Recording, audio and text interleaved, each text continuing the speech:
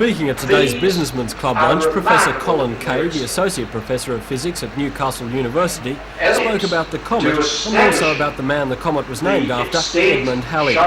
Professor Kay said he believes Halley is one of the most underrated scientists and attributes far more to the man than the discovery of the comet. In fact, he says Halley was not noted on his day for the comet. Last time Halley's comet made its appearance over Earth in 1910, it was accompanied by hysteria. It was believed the comet tail would pass over the land and that it contained deadly gas. The panic that it generated was really quite weird. There were comet pills put on sale, gas masks made their appearance, and all sorts of weird things were put on the market to try and overcome the supposedly deadly effects of the comet tail. Of course, now we know far more about the comet, but nevertheless, Professor Kay regards this as an How important is it as an astronomical event? Oh, it's of tremendous importance because this is the first occasion on which there has been a major effort to send space probes to investigate the comet firsthand.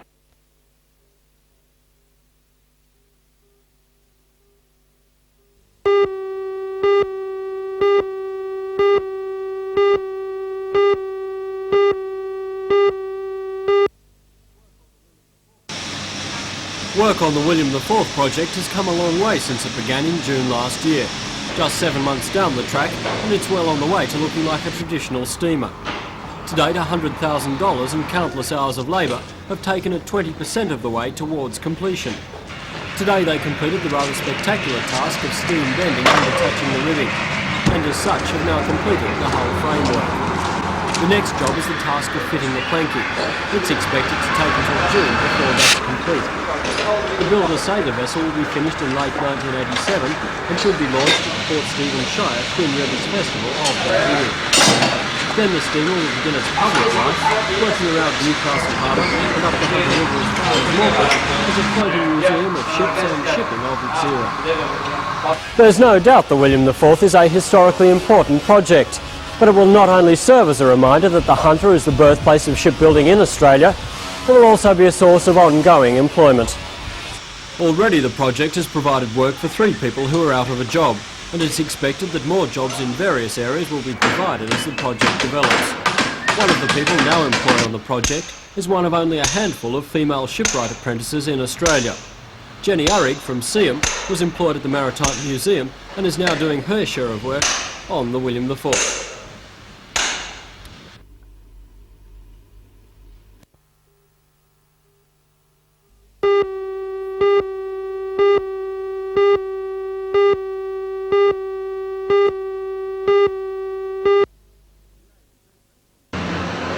The ANZ Bank on the corner of Brown and Hunter Streets, Newcastle, began life in 1854 when it opened as the headquarters of the Bank of Australasia for the Hunter region. In those days it was one of the busiest banks in the area, lying close to the heart of the key central business district of Newcastle. At one stage it even boasted a staff of more than 40 people, certainly a big staff even by today's standards. In 1910 the building was extensively renovated, and in the 1950s, following the merger between the Union Bank and the Bank of Australasia, it became a branch of the ANZ Bank. Nowadays it plays only a minor role in the bank's operations in Newcastle, and as part of a rationalisation of its services in Hunter Street, the branch is being merged with the Bolton Street branch.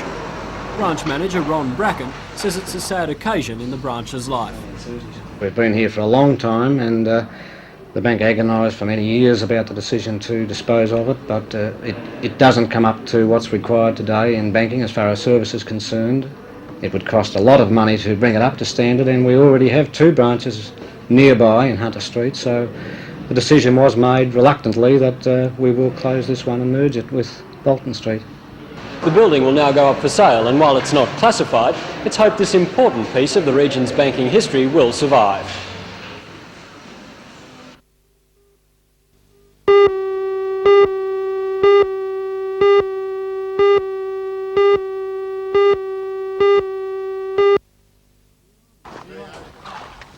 The alarm was raised around 8:20 last night by members of the nearby Royal Motor Yacht Club. The vacant and derelict property was recently purchased by the Lake Macquarie City Council as part of its redevelopment plans for the lake foreshore. The weatherboard structure at 25 Victory Road, Toronto, was quickly engulfed in flames. 2 railway workers noticed the fire. They had just knocked off work and when they arrived on the scene could hear cries for help. Doug Kane and Warren Zambia had to pull metal sheeting off the windows and smash the glass to free the man trapped inside, 43-year-old Gary Fields. Yeah, we tried to go through the front door there, but the smoke drew us back around here, and this is the only way we could get him through. You had to tear the tin off. Yeah, had to pull the tin off. Fields was affected by smoke inhalation and suffered minor cuts and abrasions. The $20,000 Edgefield yacht landed nearby was damaged by the fire, although others escaped the effects of the flames and searing heat. The fire was the second in the derelict house in the past 3 weeks, but according to Alderman Edwards of the City Council, it will now be demolished. He said that because of road access and parking problems, it had proven hard to let, and as vacant property had become prone to vandalism. Last night's fire also showed the house susceptible to squatters.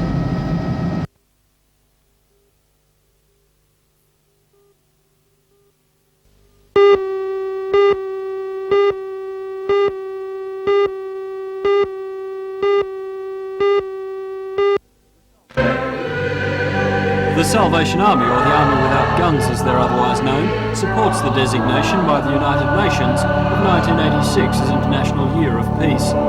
As a measure of that support, at 11:30 this morning in all the Salvo's public services, and indeed in almost all churches across the nation, a pause to pray for peace was observed. The Salvos say this emphasis on peace reflects an almost universal public desire. It was their prayer that national leaders take counsel together and be influenced more by the hopes of the people.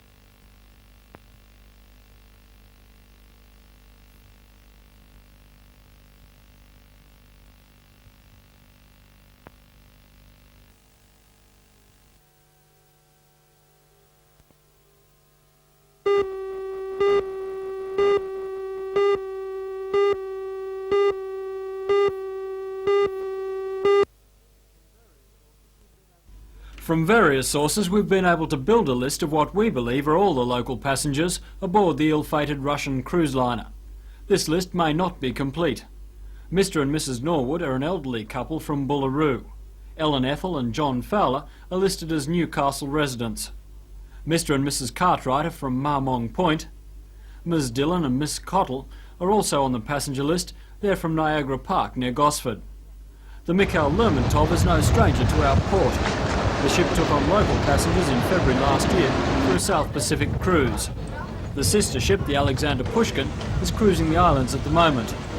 Somewhat ironically, 70 local people are part of the cruise aboard the Mikhail Lermontov, which was due to leave Sydney this Friday. The organisers of that tour tried to reorganise their plans to find another cruise ship.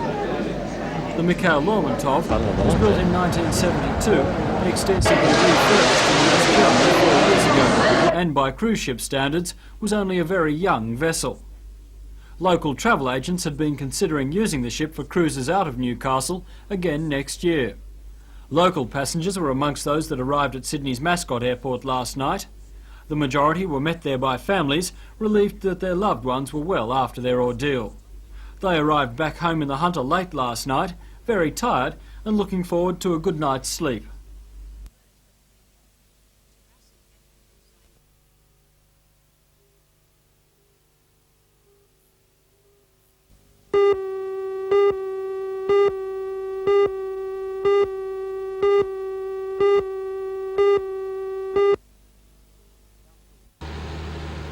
Council's current interest in developing a regional museum started with its purchase of the Tuggerah Lakes Military Museum in 1984. The Australian Bicentennial Authority was approached for funding and promised $1 million. The council went as far as purchasing this property in Newcastle West to house the museum. The Castlemaine Brewery site cost $985,000. The feasibility study for the project saw development in 2 stages. The first stage includes housing the Supernova exhibition and re-roofing the entire building. The overall estimated project cost is put at $5 million, and that's the problem. At today's council meeting, the administrator decided to defer the project because of the uncertainty of funding. Mr. Colin Saunders says he's not prepared to let the ratepayers carry the burden of massive loans, which would be needed if no funding was available. If the council can't get the funds, the only other source would be from the rates, and of course I'm not prepared at this stage to go along with that aspect of loading the citizens of Newcastle and the ratepayers with funds of that nature, which are very large. The town clerk recommended that we stop the project altogether. You don't agree? Well, I don't agree that we should stop it at this stage. Also at today's meeting, the administrator adopted a new tourism development strategy. This plan calls for more motels and hotels to be developed in the city and to improve our image. It also asks for an enhancement of our existing character and recreational facilities. The harbour foreshore development is an important aspect. The development started to take more shape today when the first of 93,000 tonnes of fill was dumped into the harbour. The foreshore line opposite Customs House will be about 35 metres further out into the harbour when complete. This part of the foreshore will include Queen's Wharf. 2 contracts worth $500,000 each will see about 600 tonnes of fill a day dumped into the harbour.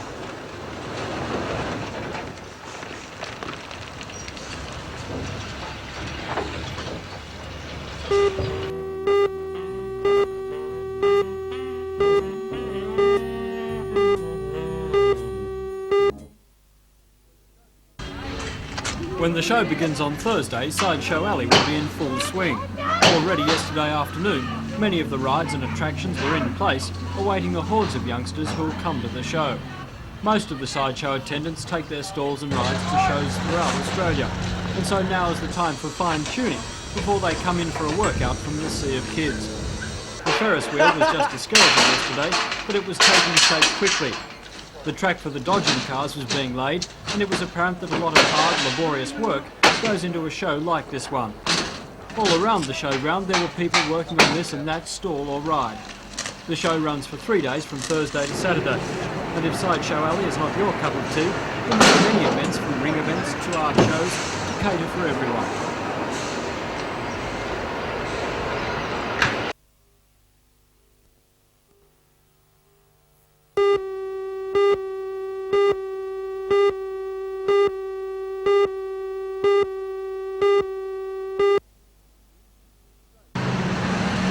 Stage 1 represents the eastern section of the Maitland Inner City Bypass, or the stretch between Emerald Street and the intersection of High and Parallel Streets. Work on this section began in March 1984 and has been completed at a cost of $7 million. The section is a stretch of more than 1.5 kilometres of concrete dual carriageway and a new bridge over Wallace Creek. It takes all New England highway traffic along a new route south of the existing highway.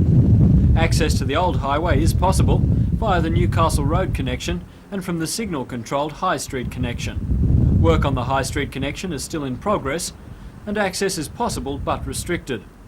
Pedestrian access along the old highway has been retained, and in addition the bypass also has provision for pedestrians. Local retailers have been complaining because they say the roadworks on the bypass and another adjoining section have affected business, expressed relief that Stage 1 is now complete. For people travelling through Maitland, this corner has been a headache since construction began, and so it's a relief that Stage 1 of the bypass is now complete. The remaining sections linking the bypass to High Street and the completion of the bypass itself are due to be finished in time for the bicentennial in 1988.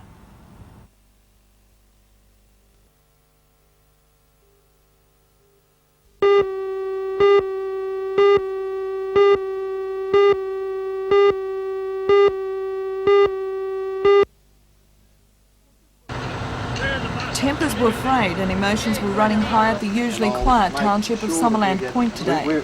A group of elderly residents had worked themselves up to an angry frenzy over a neighbour's restoration and improvement of his waterfront property. Councillors and council officers were told that the work was unacceptable, and the residents wanted something done about it.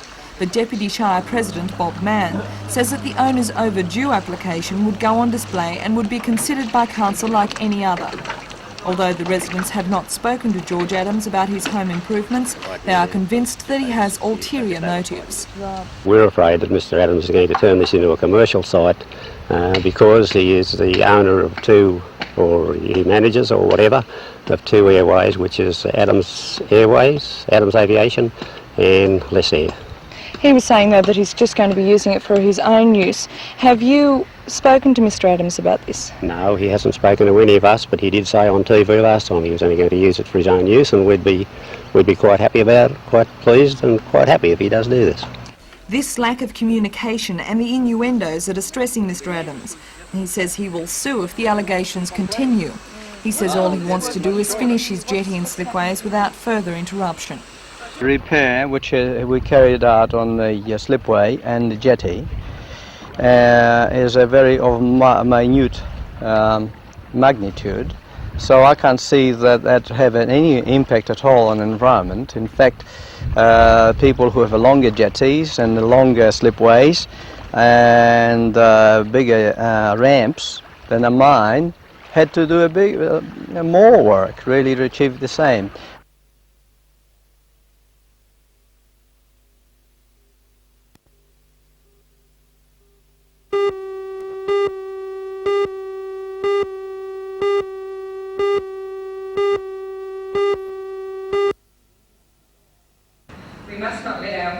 For anyone who doubted just how important this issue is to many people in Maitland, there was another packed rally against the changes at the town's Senior Citizens Hall. They again called on the government to back down from proposals to make Maitland Boys and Girls High Schools two separate co-educational schools. Speakers at the rally claimed they were being whitewashed, with the government forcing its views on the people without giving the local community a say on this issue. But possibly more importantly last night was the fact that the Liberal spokesman on education, Neil Pickard, took time out on the opening day of Parliament to attend the rally. It was a signal that the Liberals regard this as an extremely important issue. Well, it's a real hot potato because it's just at a time when education should be giving a variety of opportunities. We should be creating more selective high schools, not only here but right over the state.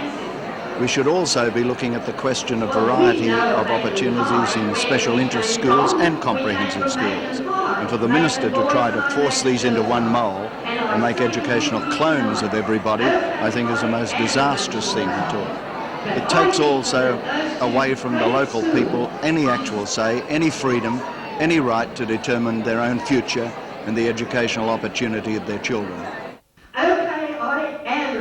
The Labor government's policy is committed to fading out selective single-sex schools. Over the last 10 years, 30 schools have been changed in this state. The Liberals, on the other hand, favour a system of diversity in educational facilities.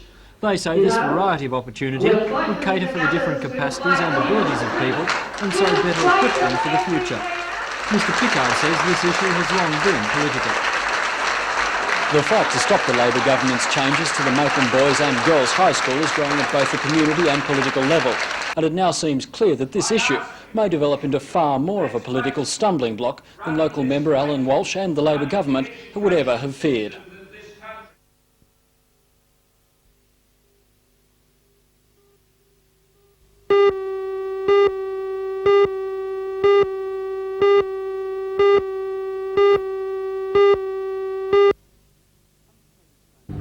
Understated flamboyance, adventure, success and Dick Smith seem inseparable parties. His latest venture, this high-boss magazine, Australian Geographic, is already on the newsstands. Dick Smith says it's blatantly biased in that it focuses primarily on the positive sides of stories and is more a picture book than heavy reading material. The first issue on the 1st of January is now in its third print, selling more than 130,000 copies. In just 6 weeks it has gained almost 60,000 subscribers, and the second edition is due to go to the printers soon. The third issue, however, will be one eagerly awaited by Novocastrians, for it will include a special 20-page feature on Newcastle, presented in a vein previously not seen in the print media.